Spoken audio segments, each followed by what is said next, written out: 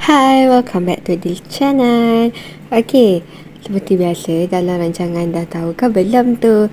Okay, kali ni saya nak ajar dekat korang cara macam mana kita nak sign dokumen melalui phone.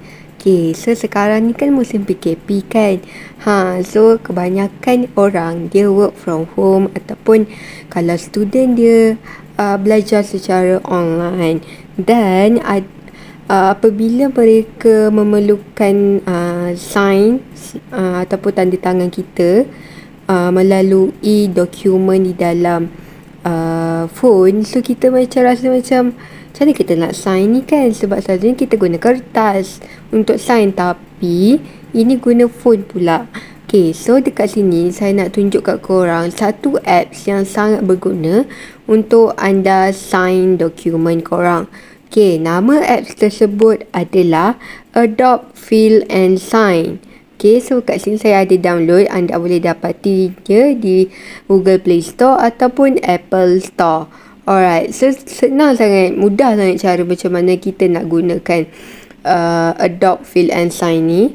Kita tekan apps tersebut dan kita pilih dokumen yang kita ada lah, okay. Apa-apa saja dokumen yang berkenaan, PDF ataupun sebagainya. Okay, ini sebagai contoh.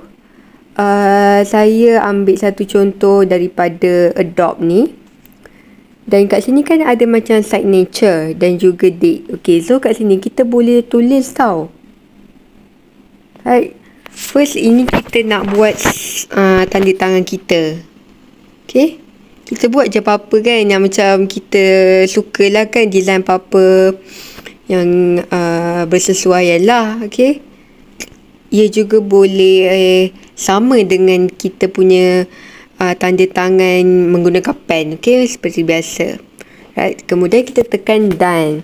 Right. So kita pergi ke sini dan pilih balik simbol yang ada pen ni dan pilih tanda tangan yang anda lukis tadi. Alright, so kat sini anda susun lah. Mudah kan? So kita macam senang lah kan. Kita boleh sign guna phone saja, tak adalah sign kita tu buruk lah, apalah kan. So lepas ni tak ada alasan lagi yang anda tak boleh sign dokumen melalui phone. Okay, selamat mencuba. Jangan lupa share, subscribe dan like video ni tau. Bye.